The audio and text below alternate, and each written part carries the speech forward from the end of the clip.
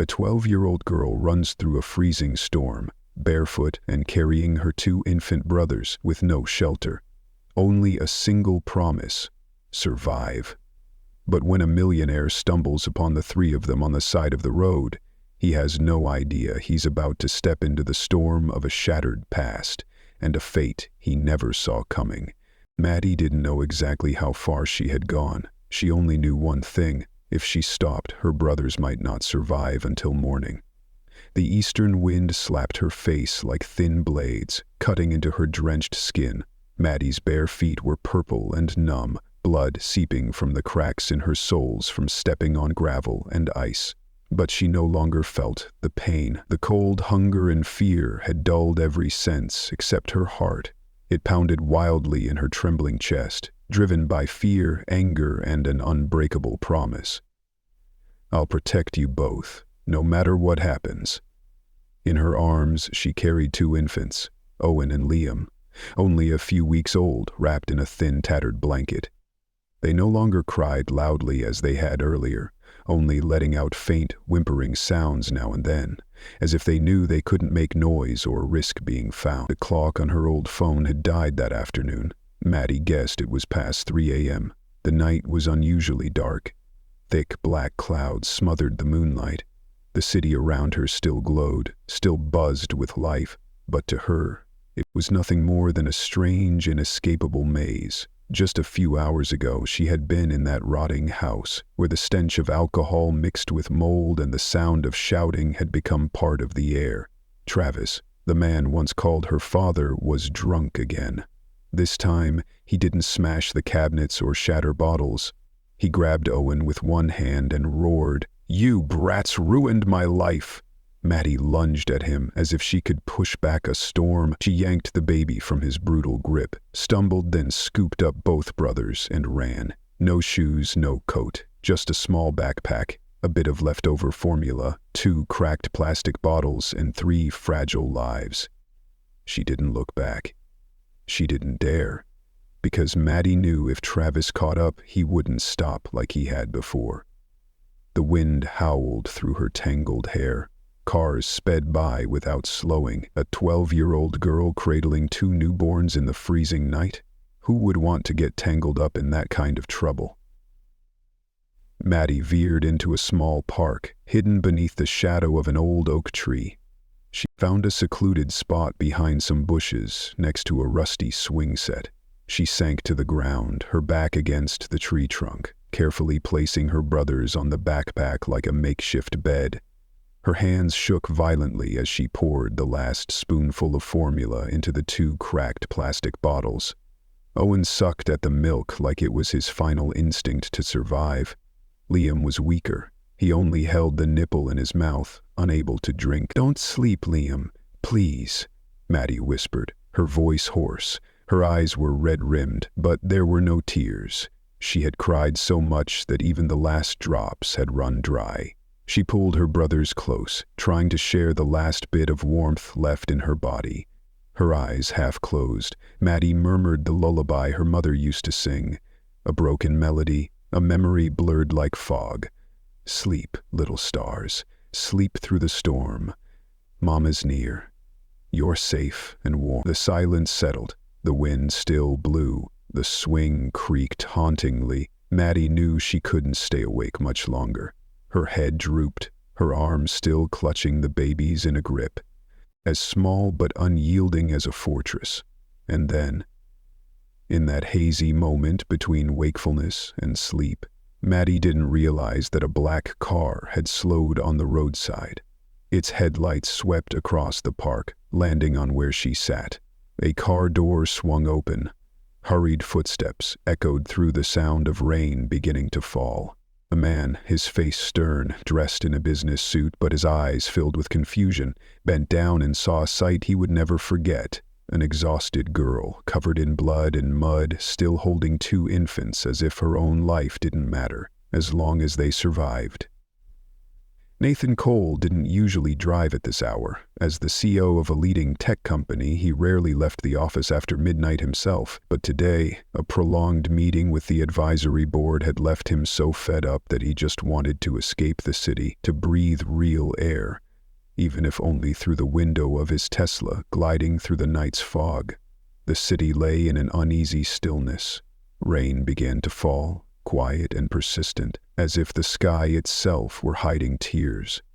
And then something flickered in the headlights. Nathan frowned and hit the brakes, a small movement, almost imperceptible by the roadside. He was about to dismiss it, until he saw a tiny figure swaying, clutching something tightly, and then collapsing. In an instant, every instinct Nathan had honed from anticipating the next move in high-stakes negotiations propelled him into a decision his rational mind didn't have time to stop. He flung open the car door and dashed out into the rain, his feet sinking into the wet grass beside the park. A little girl, no shoes, a bruised face, 2 babies in her arms. Nathan froze, his heart tightening in his chest, not out of fear, but out of shock.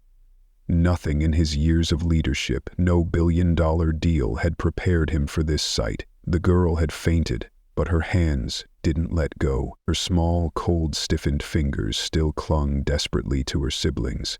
"God," Nathan whispered, and in a heartbeat's pause, he scooped all 3 children into his arms as if they were fragile porcelain. The smallest baby let out a faint whimper.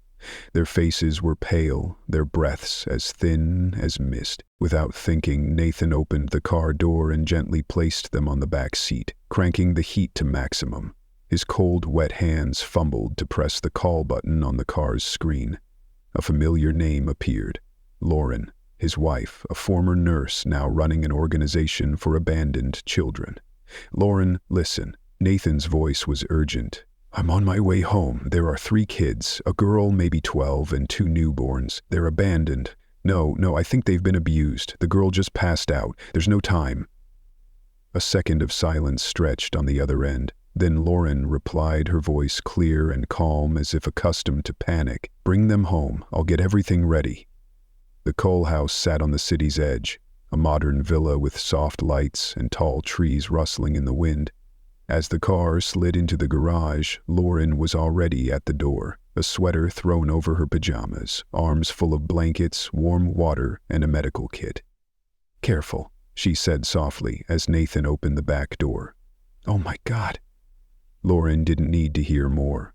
One look was enough to see the bruises on Maddie's face, the cracks on her feet, and her closed eyes that still held a wary edge, as if, even unconscious, she was trying to stay alert. All 3 were brought into the living room. Lauren moved like a whirlwind, checking breathing, temperature, wiping away dried blood, wrapping blankets around the babies. "Maddie," she whispered, glancing at a name scribbled on a paper tucked inside the old backpack. "Is your name Maddie?" Nathan stood silently by the doorway, his eyes fixed on the 3 children. A strange, indefinable emotion stirred in him, something between rage, pity, and responsibility. Lauren looked up. "The girl needs rest and hot food." "But, Nathan, this isn't simple. I think something terrible happened to these kids." Maddie stirred faintly, her eyelids fluttered. Then suddenly, she jolted upright, panicked. "Where are my brothers?" she screamed, eyes wide with terror. "Owen? Liam?" "Calm down, sweetheart." Lauren rushed over, pointing to the crib nearby. "They're here. They're safe now." Maddie followed her gaze. When she saw her brothers lying there, tiny hands twitching, she burst into tears. Not from pain, but from releasing a burden she'd never been allowed to let go. But just as quickly her voice turned sharp and cold. You didn't call the police, did you?" Nathan and Lauren exchanged a glance, a moment of hesitation. "Not yet," Nathan replied gently. "Not until we know what's going on." The girl swallowed hard, clutching her thin shoulders. "If he finds me—" "I can't let him take them back." Maddie sat on the oversized armchair by the fireplace, wrapped in a thick blanket, her hair a tangled mess, her eyes still swollen from lack of sleep and fear. She hadn't touched the bowl of hot soup in front of her. Her hands were busy holding a bottle for Liam, the baby suckling quietly, his eyes half closed, trusting her breath completely. Lauren sat on the edge of the chair across from her, saying nothing. The firelight reflected in her eyes, warm but not intrusive. Nathan stood farther back, leaning against the doorway, arms crossed, his gaze heavy with concern. The living room was silent save for the crackling of the burning logs. Finally, Maddie spoke, her voice barely audible. "He'll come back." No one asked who he was. "He always finds me, no matter where we hide." When Mom was still alive, she tried, but no one believed her. They said she had postpartum depression. They said she was imagining things. Maddie paused, as if struggling to keep her voice steady. Mom died 3 weeks after Liam and Owen were born. Cancer. It happened so fast. I don't know why. One day she was singing lullabies. The next, she didn't open her eyes. Lauren gently placed a hand on Maddie's knee. Maddie didn't pull away. A small gesture, but a meaningful one. After that, Maddie's voice seemed to drift. Everything fell apart. He wasn't a dad anymore, just a shadow of a man, always drunk, always yelling, always holding that bottle tighter than he ever held us. She glanced at Owen, asleep in the crib. A sad smile flickered across her lips. Some nights, he didn't even remember our names. He'd call me Mom by mistake, then get angry, then smash everything in the kitchen. Nathan clenched his fists, but didn't interrupt.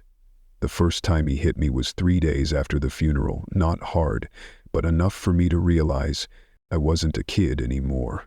Maddie let out a sharp breath, as if trying to push a heavy memory out of her chest. I tried telling my teacher, but after the parent-teacher meeting, he came home, and I didn't get another word out. "Did he hit you?" Nathan asked, his voice low. "No," Maddie shook her head. "He didn't need to, just a look. One look was enough to make me feel invisible, like if I disappeared, no one would care." Lauren handed her a tissue. Maddie took it, wiped her nose, but didn't cry. She was too used to holding back tears. I taught myself how to change diapers, mix formula, keep the boys quiet when he woke up in the middle of the night. If one cried, I'd hush them before the other woke up. If both cried, I'd sing. Songs I didn't even know the words to, singing to drown out the pain. She looked up at the 2 adults across from her. "I'm not telling you this for pity. I just need 2 things." "What, Maddie?" Lauren asked, her voice almost a whisper. "Don't call the police, and don't let him take Owen and Liam back." Nathan stepped forward, crouching down to meet her eye level. "Why do you think he'd want to do that?" Maddie looked at him. It was the look of someone who'd lived too much for such a small body.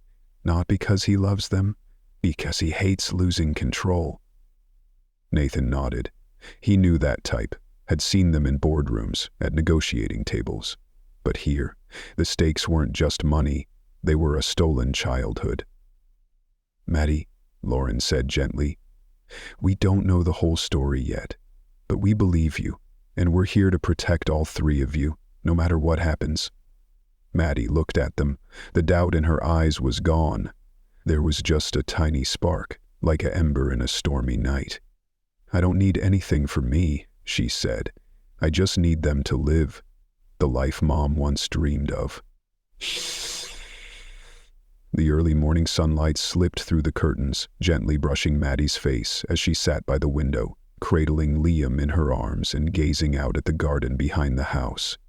The peacefulness felt almost unreal. Owen slept soundly in the crib, while Lauren bustled in the kitchen preparing breakfast. The smell of waffles and coffee wafted through the house, carrying an unfamiliar sense of calm. But in Maddie's heart, the storm had never truly settled. She had lived too long holding her breath, hour by hour. The quietest moments were often the most dangerous.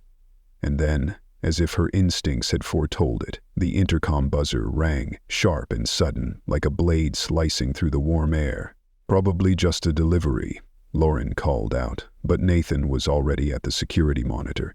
The image that appeared on the screen made his blood run cold.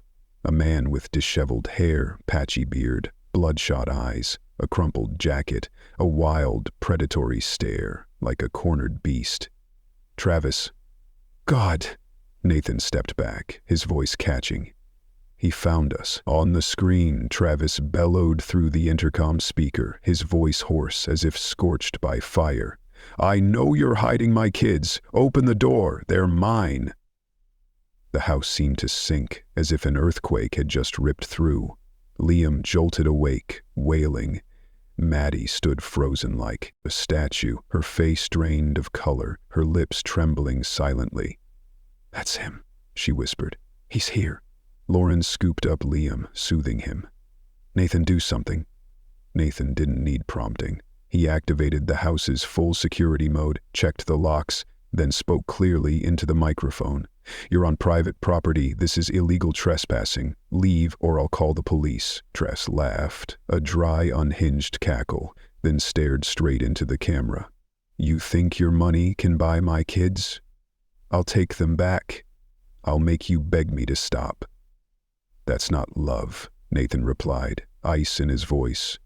That's control, and you lost the right to call yourself a father long ago. For a fleeting moment, Travis's eyes shifted, not with anger, but with something calculating. Then he stepped back from the camera, climbed into an old pickup truck parked nearby, and disappeared around the bend. But Nathan didn't relax. He knew men like Travis didn't retreat to give up. They retreated to plan their next strike. That night, the Cole house was eerily silent. Despite the activated alarm system, locked windows, and constantly running cameras, nothing could dispel the feeling of being watched. Maddie didn't sleep. She lay beside Owen, her wide eyes fixed on the ceiling. He knows where the house is, she said softly, almost to herself. He'll come back, and this time he won't knock. Nathan stepped in, carrying a mug of hot cocoa. He set it on the table and sat beside Maddie. We're preparing everything. Lauren met with a lawyer today to file for protective custody. Tomorrow morning the court will handle it urgently, but the law won't stop someone like him, Maddie said. He doesn't need a reason. He just needs to be angry. Nathan didn't answer right away, but his gaze hardened, the look of a man ready to do whatever it took to protect his family. Then we won't wait for him to strike first. I've called a security team, added infrared cameras, installed fingerprint locks. Tonight, Maddie, you and your brothers are safer here than anywhere else in the world. Maddie looked at him, her eyes softening slightly, but an unspoken question lingered. What if it's not enough? Nathan placed a hand on her shoulder. Then we'll fight. Together. That night, the rain poured down in torrents. Not the gentle, pattering rain of spring, but an angry, wild deluge, as if the sky mirrored the storm hidden in someone's heart. Inside the Cole house, everything was locked tight. Windows shut, infrared cameras blinking in the yard, alarms activated. Lauren rocked Owen to sleep in his crib, while Maddie lay beside Liam in the nursery. But she didn't sleep. Her eyes were glued to the ceiling, her ears tuned to every faint sound. Something about the air tonight felt wrong. 1:42 a.m., the wind howled through the garden. Tree branches scratched at the windows like bony fingers. Lauren quietly tucked Owen in and turned off the light. Nathan was downstairs, making a final check of the cameras on the central monitor. Outside, the rain blurred everything, like a stage curtain awaiting a tragic finale. 1:58 a.m., Maddie jolted awake, not from a noise, but from a feeling. An unnatural stillness. No hum of the fan in the room, no flickering security lights in the hallway. She sat up. Liam still slept beside her, breathing softly, but something made her heart clench. She slipped out of the room, silent as a ghost, creeping down the hall to the nursery. The door was ajar, something that had never happened before. She pushed it open, and her heart stopped. The crib was empty, the nursery window wide open. Wet curtains flapped in the rain. A muddy trail stretched from the sill into the room. "Liam!" Maddie screamed, her voice tearing through the house like a siren. Nathan and Lauren burst from their bedroom, crashing into each other in the hallway, hearts pounding. "What?" "He took my brother," Maddie screamed, tears mixing with the rain splashing her face. "The window! He's gone!" Nathan raced to the monitoring room. The camera screens flickered to life, but some showed only black, a partial power outage. The backup generator wasn't working. "He knew," Nathan muttered. "He knew how to disable the system." Lauren pulled Maddie into her arms, one hand soothing Owen, who was now wailing in his crib. "Have you called the police?" "Calling now." Maddie tore free from Lauren's grip and bolted for the back door, barefoot. "I know where he is. I know where he'd take—" "Liam, Maddie!" Nathan shouted, but she was already out, swallowed by the rain and darkness, her heart guiding her faster than reason could. She ran through the soaked garden, mud splashing up her legs. The rain stung her face, but she didn't blink. In her mind there was only one place, the old wooden shed at the edge of the property where she'd once hidden with her brothers when Travis raged. It was the only place he'd return to. Because for him, the past was the only place he still held power. The shed door hung ajar. She didn't hesitate. She shoved it open, and there, Liam, in Travis's arms, wet, trembling. The man sat slumped on the wooden floor, his vacant stare fixed on the baby as if gazing at a faded memory. "Like his mom," he mumbled. "Exactly like her. Those eyes." Maddie stepped inside, fearless. "Not anymore. Give 'em back to me." Travis looked up, his eyes wild with liquor and resentment. "You think those rich bastards will keep you forever? You don't belong in their world." "And you?" Maddie asked, her voice sharp as a blade. "What world do you belong to? The one where Mom withered away in pain and fear? The one where you called us a burden?" He stood, still clutching Liam. "I won't let you leave me." "You were never something to leave. Because you were never home." Liam stirred, letting out a faint cry. That cry cracked open a fissure in Travis's thick wall. Something shattered. He gripped Liam tighter, not out of love, but out of fear of losing control again. At that moment, footsteps thundered through the rain outside. "Nathan." "Enough," he said, his voice booming like thunder. "Give the child back. End this farce before the police get here." Travis stumbled back, his eyes frantic. "Get out!" "They're mine." "No, they're people, and you'll never touch them again." In that instant, Liam let out a piercing wail, full of fear and panic, spurring Maddie forward. Travis recoiled, losing his balance. Liam nearly slipped from his grasp. Seizing the moment, Nathan lunged, pinning Travis's arms while Maddie snatched Liam from his trembling hold. In the rain, amid the chaos, Maddie clutched Liam to her chest. He still cried, but now it was the cry of life, of being saved. The police arrived minutes later. They dragged Travis from the shed. He thrashed and screamed, but no one listened anymore. Near dawn, Maddie sat on the porch, wrapped in a blanket, Liam sleeping peacefully in her arms. Nathan stood behind her, a hand on her shoulder. Neither spoke, but in the silence, something had changed forever. The rain finally stopped. 3 weeks after that fateful rainy night, the sky dawned with a rare, gentle morning amid the harsh winter cold. The pale blue sky, clear as glass, let early sunlight spill onto the frost-covered windows of the city family court. No more rain, no more harsh threats, no more holding her breath to survive. Today was the day Maddie stepped into a new chapter. The simple dress Lauren had chosen for her was emerald green, close to the color of her mother's eyes from long ago. Liam and Owen wore white shirts, each clutching a small teddy bear. Gifts from Nathan that morning. The courtroom was surprisingly cozy. No resounding gavel, no dramatic bar like in TV shows. Just a bright wooden room, a kind-eyed elderly judge, and a stack of papers awaiting a final signature. Maddie sat between Nathan and Lauren. She didn't speak, only gripped Nathan's hand tightly, a hand she'd instinctively reached for the moment they entered the courthouse. "Are you ready?" Lauren whispered. Maddie nodded. The judge looked at the 3 siblings, then at the Coles. His voice was deep and warm. Maddie, today the court will finalize the guardianship order. You and your brothers will take the Cole name if you agree. From this day forward, everything this family has is yours too, and no one can take that from you again. Do you have anything you'd like to say?" Maddie took a deep breath. She glanced at Liam, gnawing on his bear's ear, then at Owen, dozing on Lauren's shoulder. "I didn't know what family was until they showed up," she said softly, her voice steady. "They didn't promise to save me. They didn't need to know my past. They just needed to know I needed to stay." A moment of silence. Then the judge nodded. "Then as of today, Maddie Cole, official, permanent, and free." The gavel's tap wasn't loud, but it rang like a bell, closing the nightmare and opening a new dream. A small celebration awaited them at home. No extravagance, just the people who truly cared, a few of Lauren's close friends. Dr. Nora, the first to examine Maddie, and the security team that had quietly stood guard for weeks.